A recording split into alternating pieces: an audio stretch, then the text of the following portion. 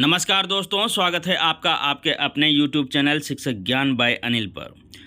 दोस्तों, आज के इस वीडियो में मैं जानकारी लेकर के आया हूँ कक्षा 5वीं व 8वीं बोर्ड परीक्षा की उत्तर पुस्तिकाओं की पुनर्गणना से संबंधित।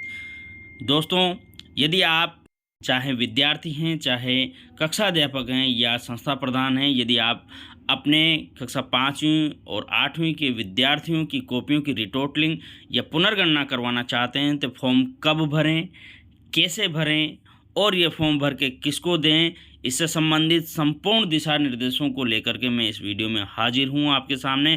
तो दोस्तों, वीडियो में अंत तक बने रहें और यदि आपने अभी तक हमारे इस चैनल को सब्सक्राइब नहीं किया है तो लाल कलर से लिखे हुए सब्सक्राइब को टच करें। दोस्तों, जैसे ही आप लाल कलर से लिखे हुए सब्सक्राइब को टच करेंगे तो यह लाइट ब्लैक कलर का हो जाएगा। इसका अर्थ यह है कि आपने मेरे चैनल शिक्षक ज्ञान बाय अनिल को सब्सक्राइब कर लिया है। इसके आगे बेल आइकन दिखाई दे रहा है आपको दोस्तों, उसको आपको टच करना है। इस पर 3 विकल्प आपके सम्मुख प्रस्तुत होंगे। इसमें सबसे ऊपर वाला जो विकल्प है ऑल, उसको आप टच करें। इसके टच करते ही दोस्तों, अब मैं जब भी कभी इस प्रकार की कोई भी सूचना, जानकारी या जीवन का अनुभव लेकर के प्रस्तुत होऊंगा तो इसकी सूचना सबसे पहले नोटिफिकेशन के माध्यम से आपको प्राप्त हो जाएगी। दोस्तों, 20 जून 2022 को कार्यालय पंजीयक शिक्षा विभागीय परीक्षाएं राजस्थान बीकानेर का यह पत्र जारी हुआ है, जिसमें कक्षा 8 व कक्षा 5 की बोर्ड परीक्षाओं के परिणाम की पुनर्गणना से संबंधित दिशा निर्देश जारी किए गए हैं। तो दोस्तों, चर्चा करते हैं इसके महत्वपूर्ण दिशा निर्देशों की। कक्षा 5 व कक्षा 8वीं बोर्ड परीक्षा 2022 की पुनर्गणना डाइट प्राचार्य के निर्देशन में संपादित की जाएगी। कक्षा 8 और कक्षा 5 की जो वार्षिक परीक्षा के विषयों की ही पुनर्गणना की जानी है। सत्रांक की कोई पुनर्गणना नहीं की जाएगी। मतलब साफ है दोस्तों, जो वार्षिक परीक्षा हुई है, जो लिखित परीक्षा हुई है, उसके जो अंक हैं उनकी पुनर्गणना होनी है। सत्रांक की पुनर्गणना नहीं की जाएगी। कक्षा 5 और कक्षा 8वीं का जो विद्यार्थी है जिसने बोर्ड की परीक्षा दी है, वह अपने परिणाम की पुनर्गणना के लिए विद्यालय में जाएगा और एक आवेदन देगा। आवेदन का जो प्रारूप होगा मैं वो इस वीडियो में अंत में बताऊंगा। दोस्तों, जब बच्चे सभी अपना आवेदन पुनर्गणना के लिए विद्यालय में दे देंगे तो संस्था प्रधान उन सभी आवेदनों की एक समेकित सूची बनाएगा, जो कि कक्षावार व विषयवार होगी। उस समेकित सूची को बनाकर संबंधित डाइट को, अपने जिले की डाइट को वह प्रेषित करेगा, वहाँ पर जमा करवाएगा। चाहे बालक कक्षा 8वीं का हो या कक्षा 5वीं का हो, पुनर्गणना के लिए अधिकतम विषय चयन की कोई सीमा नहीं है। मतलब बालक चाहे तो एक विषय के लिए पुनर्गणना के लिए आवेदन कर सकता है और चाहे तो वह सभी विषयों के पुनर्गणना के लिए आवेदन कर सकता है। डाइट प्राचार्य द्वारा पुनर्गणना हेतु प्राप्त आवेदन पत्रों की विषयवार संख्या के आधार पर आवश्यकता अनुसार प्रेक्षकों की नियुक्ति की जाएगी।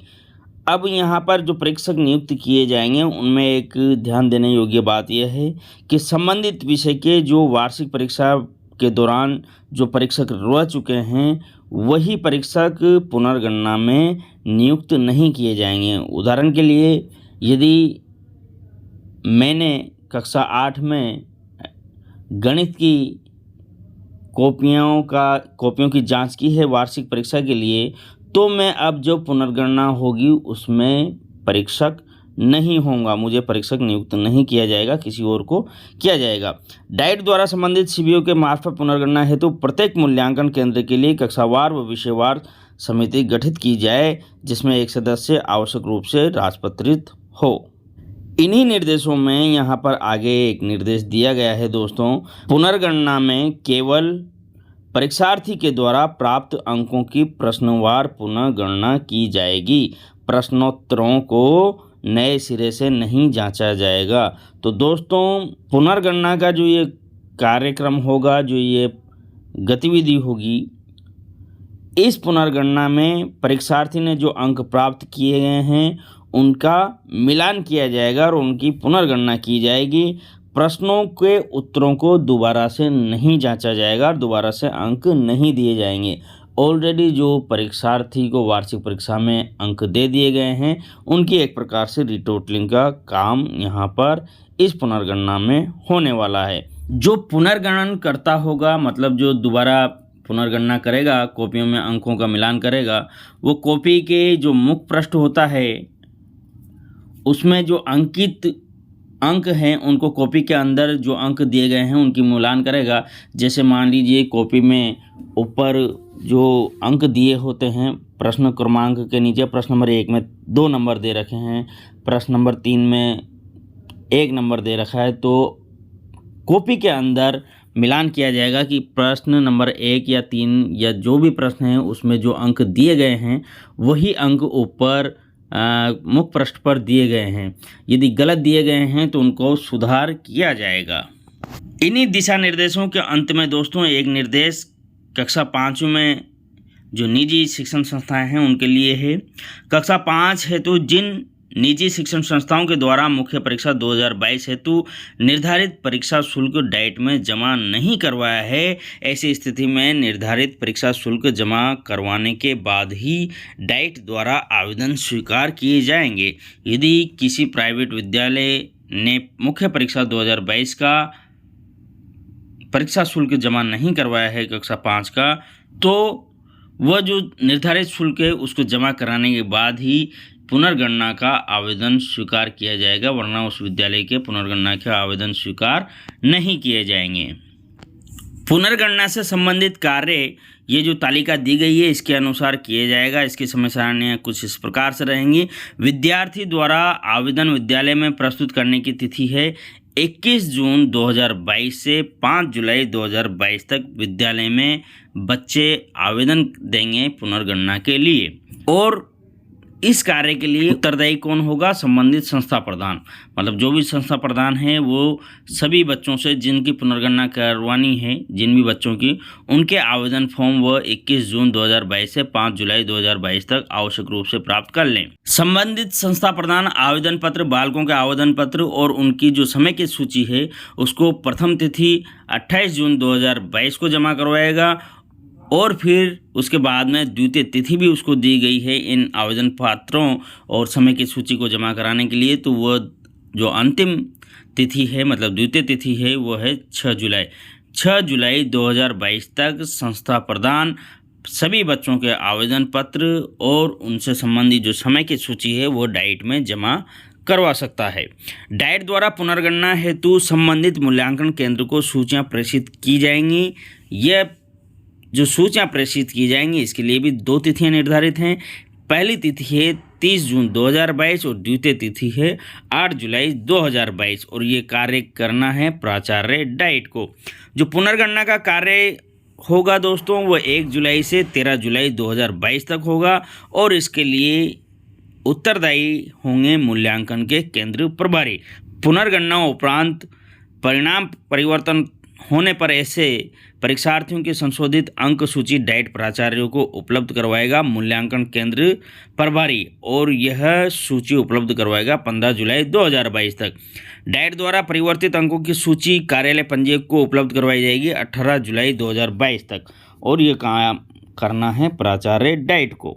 अब दोस्तों बात कर लेते हैं उस फॉर्म की जिस फॉर्म को परीक्षार्थी अर्थात कक्षा 8वीं या 5वीं का वह बालक जो पुनर्गणना करवा रहा है अपने किसी भी विषय की, वह कौन सा आवेदन पत्र देगा, मैं उसके बारे में बात कर लेता हूं। यह है वो आवेदन पत्र। कार्यालय जिला शिक्षा एवं प्रशिक्षण संस्थान, यहाँ पर आपको अपने डाइट के जिले का स्थान लिखना है। जैसे मैं यहाँ पर कोटा लिखूँगा, मैं कोटा डाइट को इसको दूंगा। तो प्रारंभिक शिक्षा पूर्णता प्रमाण पत्र, यदि कक्षा 8वीं का बालक है तो यहाँ पर राइट का निशान लगाएगा और कक्षा 5 का है तो इस डिब्बे में राइट का निशान लगाएगा।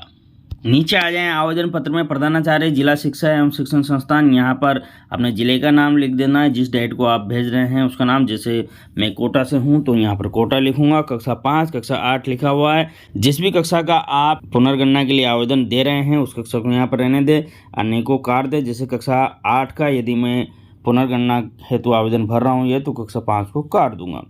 इसी प्रकार से आगे मैं कक्षा जिस भी कक्षा के आप हैं, यदि कक्षा 8 की पुनर्गणना करवा रहे हैं तो कक्षा 8 लिखें यहाँ पर और नीचे दी गई इन सभी जानकारियों को भर लेना है। परीक्षार्थी का नाम यहाँ पर देना है, उसके पिता का नाम देना है, जन्म तिथि देनी है, परीक्षार्थी का रोल नंबर लिखना है, विद्यालय का नाम लिखना है, परीक्षा केंद्र का नाम लिखना है और कुल आवेदित विषय लिखना है। कुल आवेदित विषय मतलब कितने विषयों में वो पुनर्गणना करवाना चाह रहा है, उन सब की संख्या यहाँ लिखनी है। जैसे पुनर्गणना हेतु आवेदित विषयों के नाम, यदि बालक हिंदी और इंग्लिश दोनों में करवा रहा है तो यहाँ पर हिंदी लिखेंगे, यहाँ पर इंग्लिश लिखेंगे 1 और 2 में, और कुल आवेदित विषय हो जाएंगे 2। यदि सभी में करवा रहा है तो 6 यहाँ पर लिखेंगे, 6 के 6 विषयों के यहाँ पर नाम लिख देंगे। और यहाँ पर नीचे हस्ताक्षर करेगा परीक्षार्थी, बालक पर साइन करेगा, यहाँ पर संस्था प्रधान साइन करेगा और अपनी मोहर लगाएगा, तारीख लिखेगा।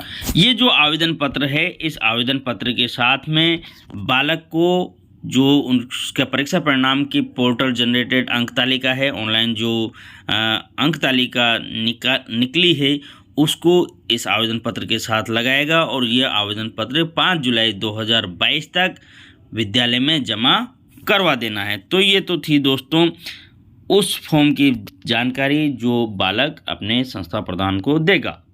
अब बात करते हैं दोस्तों उस समय की सूची को जो बालकों से आवेदन पत्र लेने के बाद संस्था प्रधान बनाएगा और उसको आवेदन पत्र के साथ संबंधित डेट को जमा करवाएगा। यहाँ पर दोस्तों यह है वो समय की सूची। यहाँ पर कार्यालय में अपने विद्यालय का नाम लिखना है, गांव, कस्बा और ब्लॉक का नाम लिखना है, जिले का नाम लिखना है, प्राथमिक शिक्षा अधिगम स्तर मूल्यांकन कक्षा 5, कक्षा 5 के लिए यदि आप दे रहे हैं तो कक्षा 5 लिखेंगे, कक्षा 8 के लिए देना है तो यहाँ पर कक्षा 8 लिखना है। 2022 की पुनर्गणना हेतु आवेदन पत्रों की समय की सूची। इसमें करना क्या है दोस्तों, यहाँ पर ये इस प्रकार की एक सूची दी गई है तो इसमें यहाँ पर नामांक मतलब रोल नंबर लिखना है।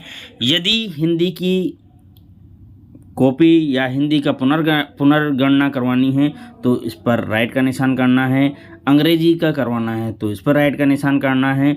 जिस की भी पुनर्गणना करवानी है उसके नीचे आपको राइट का निशान करना है और जिस विषय की आपको पुनर्गणना नहीं करवानी है उस पर क्रॉस कर देना है। जैसे कि यहाँ देखें दोस्तों, ये कक्षा 8 में मैंने यहाँ पर लगाए हुए हैं।